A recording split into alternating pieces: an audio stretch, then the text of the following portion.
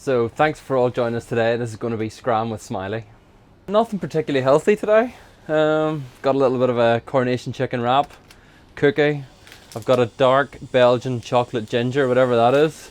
I've got a toffee crisp, I've got a yogurt, and I've got a packet of crisps, and all importantly a bottle of water. So yeah, nothing too fancy. The biggest issue I have is I live in Northern Ireland. So the back-to-back ones, it was debatable whether it was worthwhile going back home or not. But I have been going back home. Thankfully, the flights and things with the virus and stuff, it's been I park a motorhome in Wigan, so it's quite close to Liverpool, it's quite close to Manchester, so it gives me a couple of different options from flying back home again. So basically, a Sunday night, I stay at the circuit in the motorhome, make my way up to Wigan the next morning. Then we sell cars at home, so I could be bringing a new piece of stock home for the garage, which will drive from there to Carnryan, or B, I'll take a flight back home again. So yeah, it takes you a few days whenever you come back home again to get caught up in your sleep, and all of a sudden you think you're okay, and then you're on your way again to the next one. But yeah, it's been enjoyable to get back racing again. But you know, whenever you come on the Thursday and Friday, you always find yourself you're a little bit tired, and you're having a few naps here and there because you've been back and forward so much. But yeah, it's been great to be back at it again, but it's been the same for everyone. We've been up and down the country, travelling, flying, racing. We're living the dream, as I say. Got a bit of a chicken wrap here, so I don't know whether that's advisable to eat that in camera or not. There might be more of it around me than in me. So I think in years gone past I've maybe got involved in little battles and maybe not finished. I maybe should have took a 6th or a 7th or a 4th or a 5th, and you know, maybe got a little bit over involved sometimes and not brought the car to the finish line, and I've lost out a lot of points. Last year, I think race 2, I was either my fault or someone else's fault. Race 2 last year I didn't finish with 5 times, and effectively I've taken myself out of 10 races. If you work out on an average of 10 points per race, there's over 100 points. So yeah, it's we've readjusted our tactics slightly, we should say. So yeah, it's points make prizes in this championship. Sometimes you don't get the overall headline, but coming towards the end of the year you've got something to fight for. So we've been working hard on that. At the moment it's absolutely terrible. I'm eating a packet of crisps and a sandwich. But yeah, no, as I say, I do a lot of fitness training, I do a lot of bits and pieces. I do a lot of CrossFit actually. But whenever it comes to a race weekend, you know, eating healthier is hard.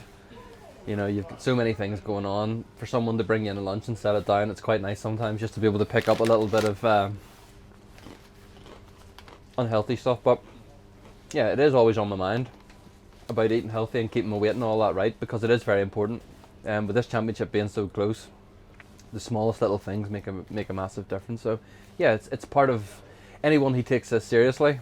It's a big part of their regime and how they live their life day to day. If you're doing the training, you know, everybody now and again, you know, likes a little bit of whatever. So but yeah, it's a few weeks ago at Brands Hatch, the big thing was heat inside the car. You know, this is a brand new car. At the minute we don't have any ventilation inside the car. We think there was over 60 degrees of heat inside our car. Some of the cars you can put the windows up and down on. Our cars, we have no ventilation from the outside whatsoever. There's a little blow heater inside, and it's like someone holding a hairdryer in your face. It's like getting the blow dry in the hairdresser. So it's not the most pleasant thing, but it is the same for everyone. But your fitness does come into that part of it, you know. But it's very hard to train for a 60 degree inside the car. You know, that's unbelievable heat. If you drink too much water, it just, you know, it just goes through you all the time. So I think it's quite important you take there's little tablets you get, you know, that rehydrate yourself again. You know, little things like that make a massive change. In this office in here, there's lovely air conditioning unit, so that helps quite a bit too. Luckily enough, we have a few little paddling pools, little kids paddling pools, so they're quite nice. Whenever you come in at the end of the session and you're a bit warm, you go into the paddling pool. It brings your core temperature back down again. So basically on a Friday, well, I actually turn up on a circuit on a Thursday. I've got a motorhome, so we turn up on a Thursday. Depending on where the circuit is, usually around lunchtime.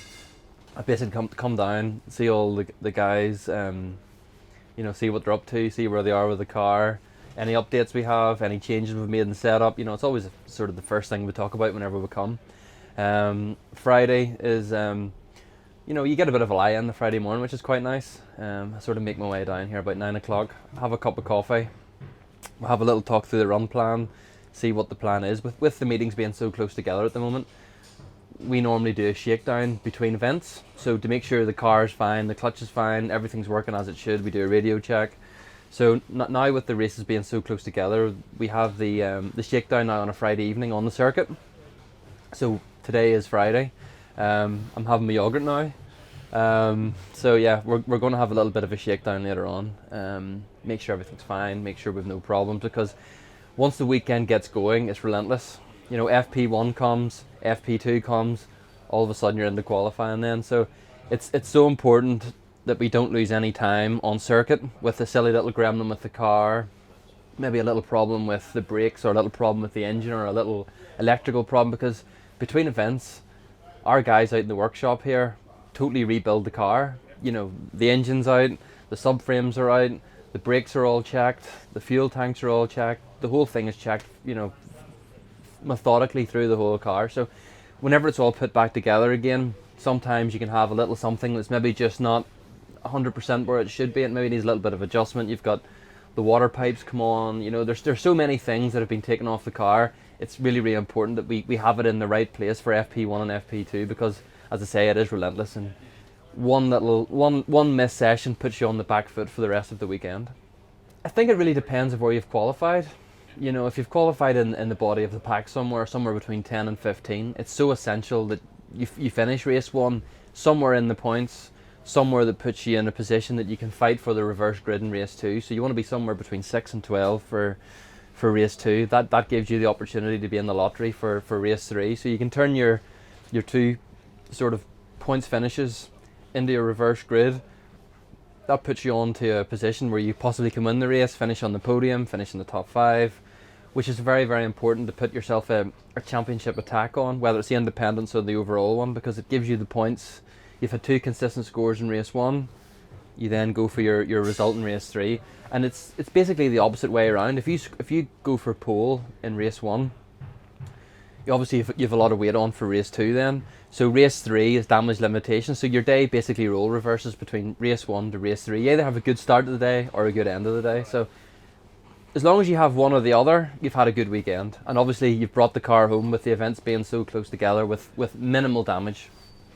We've never had the car at Knockhill, so it's very hard to come with a brand new car at the start of the weekend to know that you have the absolute optimal setup on.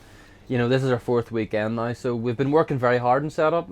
It shows with our results. You know, whenever the car's fast, we're right up at the front. Whenever we're a little bit out with the setup, it's so easy just to go a little bit further down the field. But as I said to you earlier, the game plan is to make sure we finish. So as long as we're in the points somewhere, that for us is a good result, because then we're still adding on to our total tally of scores. It is nice to get the podium, and it is nice to get, you know, a result up near the front, but as you say, to finish in the points or in somewhere inside the top 10, it is our game plan for this year. And especially with us learning with the new car, you know, it's so easy to get involved in a battle for 9th place and not finish.